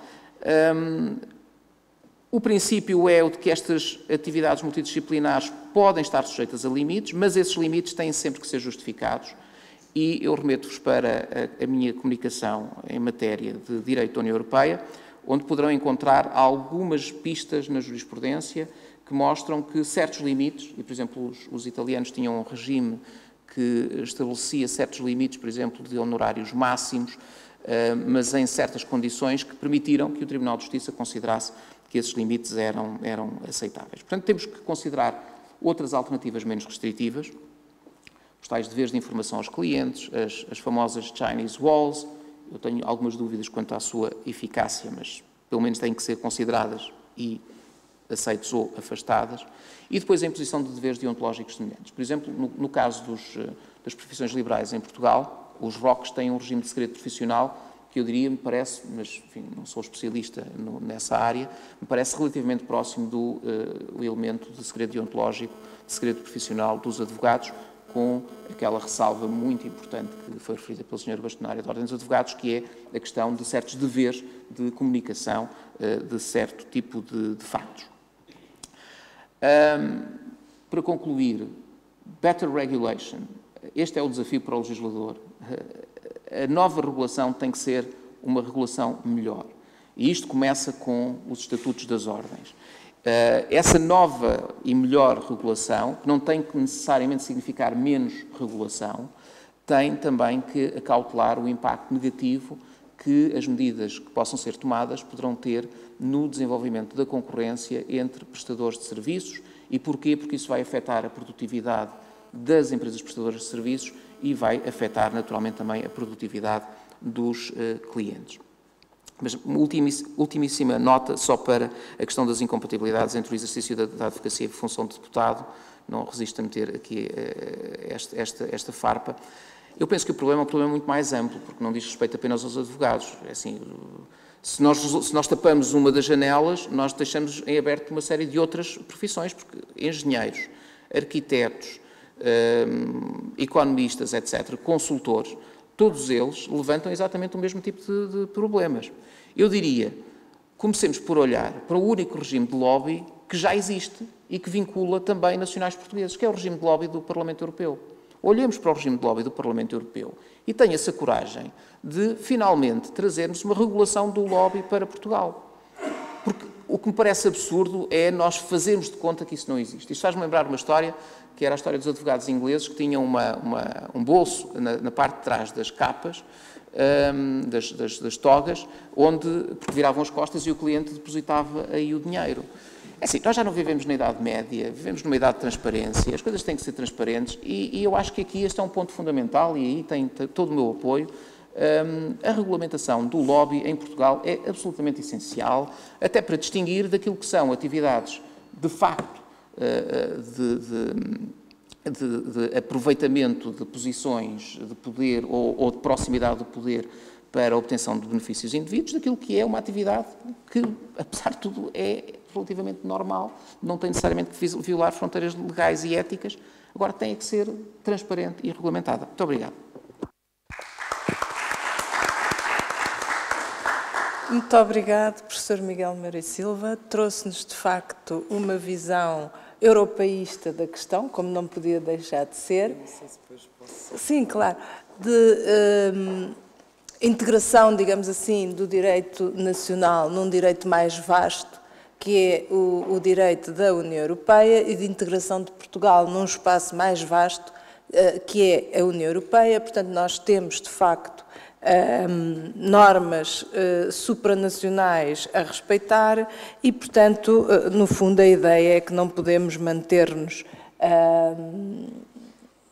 enfim, ligados a todas as pré-compreensões e a todos os pré-conceitos que tínhamos há 20 ou há 30 ou há 40 anos atrás e que, portanto, temos que evoluir. É esta a ideia, tenho a impressão do seu, que temos que evoluir num sentido de aceitar uma série de aspectos, uma série de elementos, até por imposição europeia. Eu agora daria a palavra, quer aos membros da mesa. A senhora bastonária da Ordem dos Advogados já me está aqui a dizer que tem qualquer coisa a dizer, mas também daria a palavra à audiência, portanto, a quem queira da assistência colocar questões. Temos Sua Excelência, o Sr. Secretário de Estado, a entrar neste momento na sala, portanto não vamos ter muito tempo para a discussão. Culpa minha que deixei atrasar tudo isto, mas eu daria a palavra à Sra. Bastonária e depois dar-vos-ia a palavra aos membros da mesa e à assistência. Vou ser muito breve, só para responder um pouco ao repto aqui do professor Miguel Moura e Silva, para dizer que nós não podemos confundir o exercício da advocacia com a atividade do transporte aéreo. Isso é a tal diferença ideológica de que falei no início. E quando nós assumimos naturalmente uma visão empresarial, que é própria de quem trabalhou na tal maior sociedade de advogados de Portugal, quando assumimos essa visão, claudicamos depois naquilo que são determinados princípios e valores que eu, enquanto bastonária da Ordem dos Advogados, defendo, sem prejuízo da pluralidade de opiniões que possam existir. Agora, não nos podemos esquecer que os advogados têm um estatuto diferente da esmagadora maioria das profissões. Aquilo que referi há pouco. A justiça é uma função de soberania e os advogados colaboram na sua administração. E, portanto, esta visão empresarialista da advocacia, que está muito na moda, devo dizer, não se compagina com o estatuto constitucional da advocacia. É certo que podemos sempre mudar a Constituição para liberalizarmos tudo ao ponto de acompanharmos as mudanças que não vêm da Europa, mas que vêm, sobretudo, dos Estados Unidos da América. Mas é curioso que só importamos muitas vezes aquilo que não devemos, porque quando, e é verdade, a multidisciplinariedade é lançada e foi, durante muitos anos, consensual nos Estados Unidos, hoje, quem a consagrou e as várias associações de advogados estão verdadeiramente arrependidos porque houve uma subversão daquilo que é a essência da profissão. E não veio da Europa também, porque ainda hoje há muitos países considerados evoluídos que não consagram ainda a multidisciplinariedade no que respeita às sociedades de advogados. E houve já pronúncias, já foi referido aqui o acórdão Waters, mas já há outros que se pronunciaram no sentido de não haver violação de legislação comunitária quando se proíbe, por razões de interesse público da profissão, a não associação entre advogados e não advogados. Era isto que eu queria dizer, exatamente para reforçar aquilo que é realmente a minha convicção. É necessário, enfim, apreender as novas realidades, apreender as exigências do mercado, mas não nos podemos demitir de uma visão da advocacia enquanto colaboradora com uma função de soberania. Obrigada. Obrigado.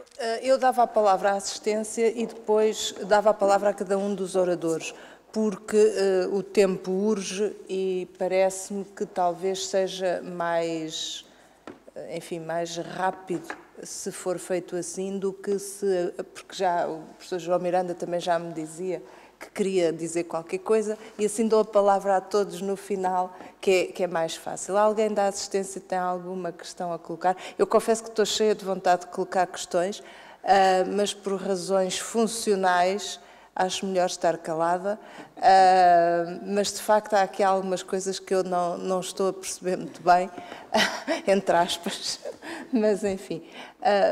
Alguém tem da assistência alguma coisa, alguma questão a colocar? Ou há algo a dizer que não concorde com os oradores, ou que concorde? A primeira questão é sempre difícil de colocar. Querem passar já à segunda?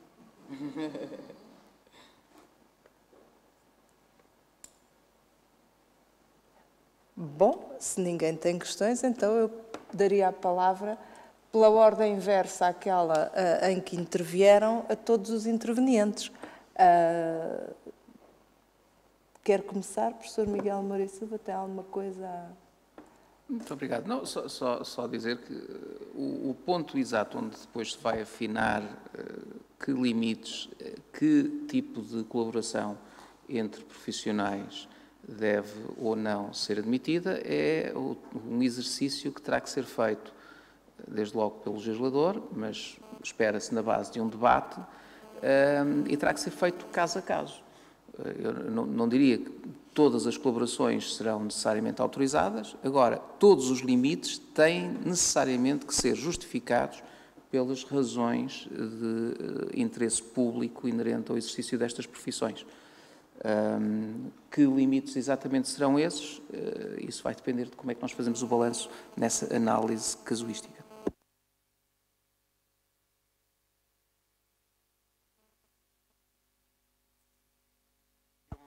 Uma questão que eu também queria referir, que era a questão da exclusividade na medicina, que tem a ver com as incompatibilidades entre o exercício do setor público e privado, e dizer que nós, médicos, defendemos a exclusividade. Normalmente fala-se da exclusividade no exercício da medicina como uma espécie de arma de arremesso político contra os médicos. Os médicos não são contra a exclusividade. Aliás, nós propusemos agora ao Sr. Ministro da Saúde que começasse, de facto, porque a exclusividade, não há condições para, de hoje para amanhã, decidir que os médicos ficam em exclusividade. Não há condições para isso, tem que ser um processo progressivo. E propus ao Sr. Ministro da Saúde que começasse a exclusividade pelos diretores de serviço, porque é o lugar de mais impacto em termos de funcionamento de um serviço. É o diretor de serviço estar de manhã e de tarde no respectivo serviço, criando condições do exercício da profissão e, naturalmente, de retribuição condigna para que os tais melhoras possam ser diretores de serviço em exclusividade.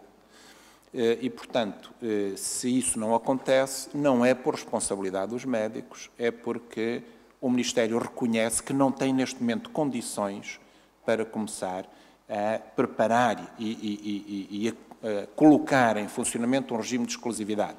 Não tem condições financeiras para o fazer.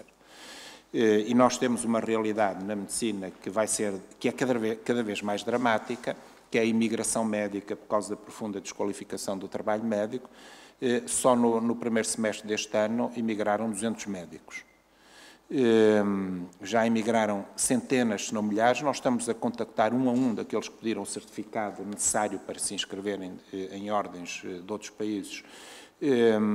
Estamos a contactá-los um a um para distinguir aqueles que foram só fazer um estágio daqueles que efetivamente emigraram. Portanto, a imigração médica, neste momento, é uma realidade dramática para o país, não para os médicos, porque facilmente triplicam o seu vencimento, são mais respeitados e têm mais condições de exercício e de realização profissional. E isso devia ser uma matéria que devia ser discutida. Portanto, se neste momento não há exclusividade na medicina, não é por culpa dos médicos, é porque não há, o próprio Ministério reconhece que não há condições para implementar. Eu aproveito para ter aqui o professor Miguel Moura e Silva, não sabia que era um dos responsáveis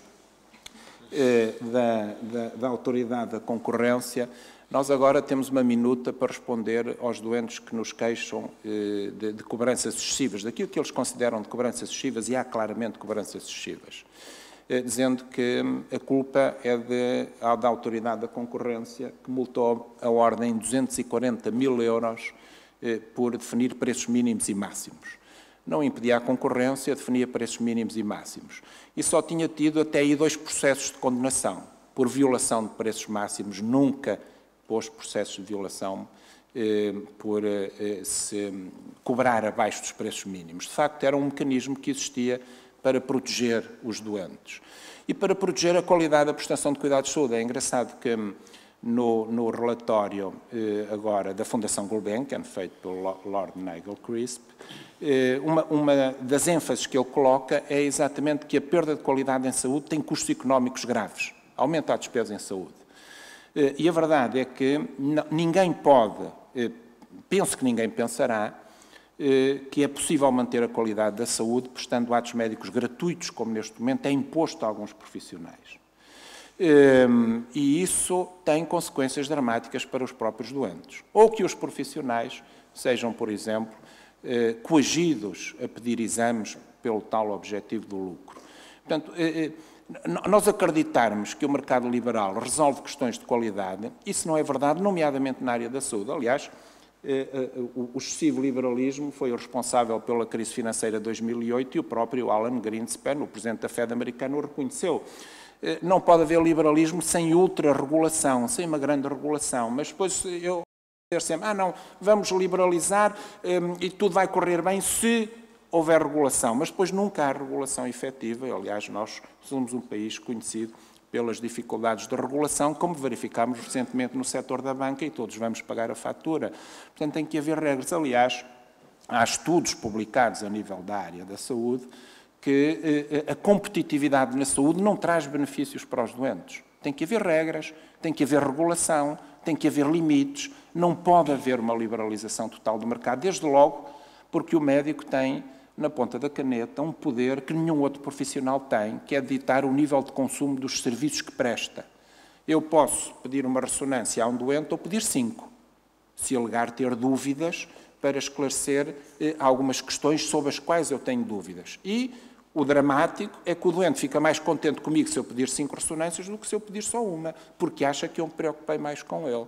Portanto, a saúde é um setor muito específico do mercado, que exige regras muito específicas e que não é compaginável com um mercado completamente regularizado, sem regulação. Às vezes dá-se o exemplo da Holanda. Eu acho que dão o exemplo da Holanda, mando ler os estudos sobre o sistema holandês, baseado em seguros teoricamente competitivos, mas afinal um setor ultra-regulado para evitar todos os vícios do mercado competitivo na saúde, e a competição não reverteu em benefício para a população, nem sequer em redução dos custos, porque a Holanda é um dos países da Europa que gasta uma percentagem maior do PIB, mais do que 11% do PIB holandês, na saúde. E eu não posso deixar de concordar com a senhora bastonária da Ordem dos Advogados, quando diz que nós às vezes gostamos de importar alíneas das regras dos outros países, mas são algumas alíneas, porque as regras todas não, porque isso não. Funcionar como funciona na Alemanha, com uma organização e responsabilização efetiva, não, isso não. Mas depois dá-se o exemplo, como já também me deram, na Alemanha o sistema de saúde é que é bom, pois é melhor, mas gasta o dobro per capita do que se gasta em Portugal. E por isso eu digo e sustento e faço qualquer comparação que o Serviço Nacional de Saúde português é o melhor do mundo na relação qualidade, acessibilidade, custo per capita. Sim, portanto, a falta de regulação na saúde tem consequências dramáticas e quem foi prejudicado pela decisão da Autoridade da Concorrência são os doentes. Mas, de facto, é uma ideologia o ultraliberalismo. Mas, enfim, uma última nota, de facto eu gostaria de ver regulamentada a profissão de lobista em Portugal, porque acho que deve haver transparência, mas porque é que a Assembleia da República não quer regulamentar o lobismo? Porque eles são os lobistas. E, de facto, devem existir incompatibilidades em todas as profissões, não é só... Aliás, foi um deputado, o João Carvinho, que disse que o Parlamento era uma central de negócios, portanto, não é palavra minha, não é? E, portanto, é preciso haver regulação, mas como a Assembleia da República não a quer fazer, é por isso que eu defendo que o modelo de governação de Portugal vai ter que ser reformado de fora para dentro, porque de dentro para fora tenho dúvidas que alguma vez acontece. Muito obrigada.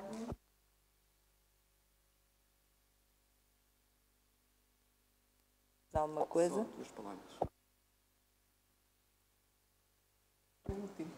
Eu vou ser breve, só para dizer que eu entendo que não deve ser regulamentada a atividade de lobista, deve ser eliminada do Parlamento, para que haja lá, que é a Casa da Democracia, realmente a isenção e a imparcialidade de quem decide os destinos dos cidadãos e das empresas portuguesas. E, portanto, em bom rigor, deve ser eliminada, a existir, naturalmente, que o mínimo que se exige é que seja regulamentada. Gostaria só de dar 2 notas. A primeira, para dizer que, em relação às incompatibilidades, é preciso haver uma reflexão séria.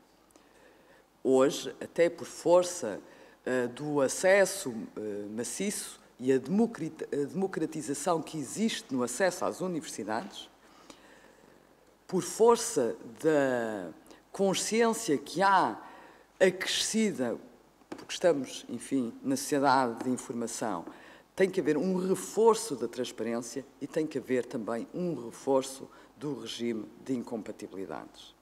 Não se compreende que se continue a apostar num regime dizendo que as entidades reguladoras, que nós sabemos todas como funcionam, estão à vista, que as entidades reguladoras, as declarações de interesses resolvem o problema. Não é verdade. O Sr. Bastonário da Ordem dos Médicos referiu o Dr. João Cravinho como referência paradigmática de quem incitou uma luta a favor da transparência no Parlamento e que, tendo estado lá e contactado com a realidade do dia-a-dia, o referiu como sendo um centro de negócios. Em relação a esta questão da multidisciplinariedade, só para acrescentar que nós temos que ser equilibrados. E, portanto, é evidente que, havendo um acréscimo de especialização, havendo legislação cada vez mais específica, mais exigente, havendo também, sob o ponto de vista do cliente, cada vez um cliente mais esclarecido e que quer um serviço a um menor preço, que todos temos que criar patamares de colaboração, mas sempre na salvaguarda da independência e do interesse público da profissão, e daí que eu tenha dito que sou contra as sociedades multidisciplinares.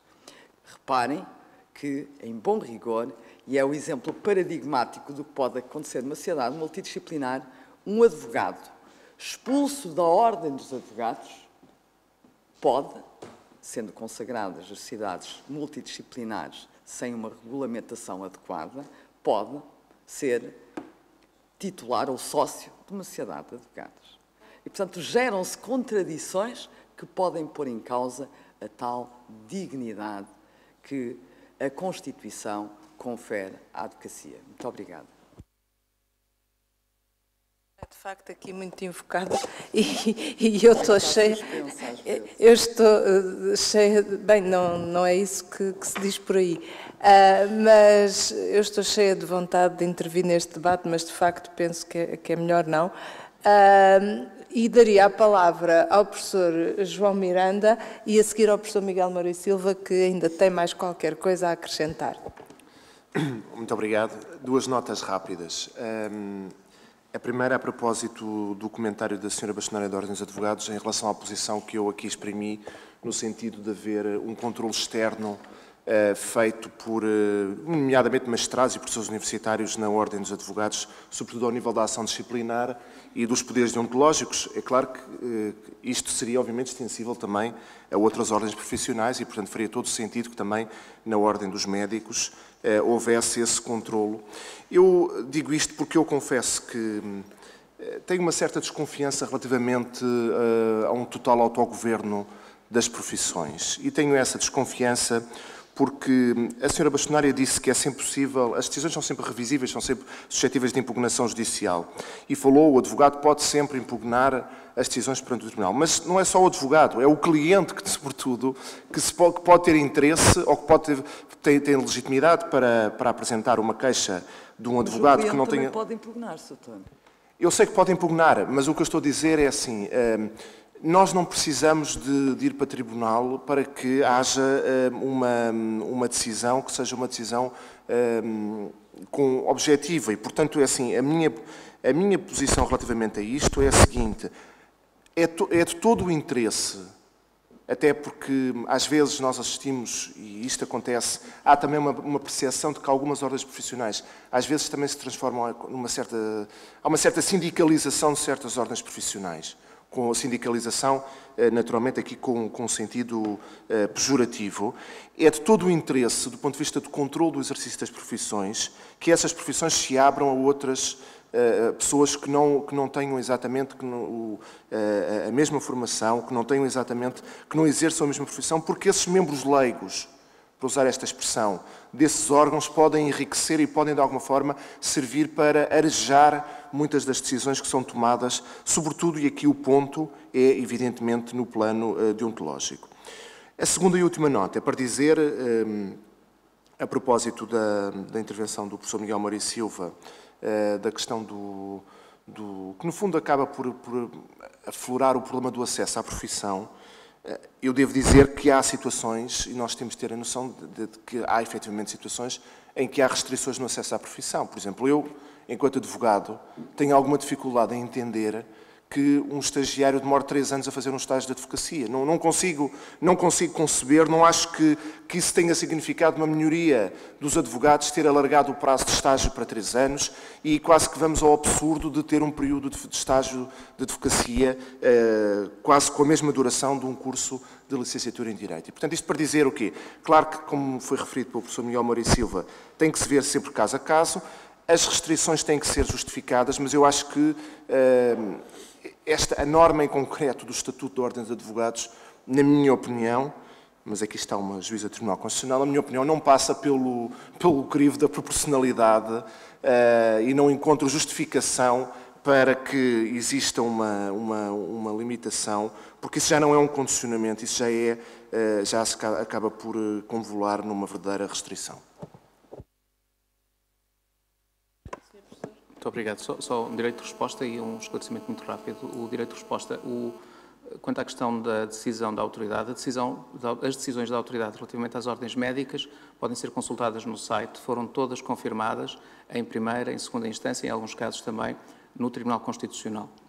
Aquilo que a autoridade disse relativamente a este argumento foi aplica-se o mesmo regime que relativamente, por exemplo, à Ordem dos Advogados, ou seja, a Ordem tem competência para emitir laudos de honorários, fazendo uma análise casuística. O que não pode é ter uma tabela pré-fixando preços mínimos e máximos.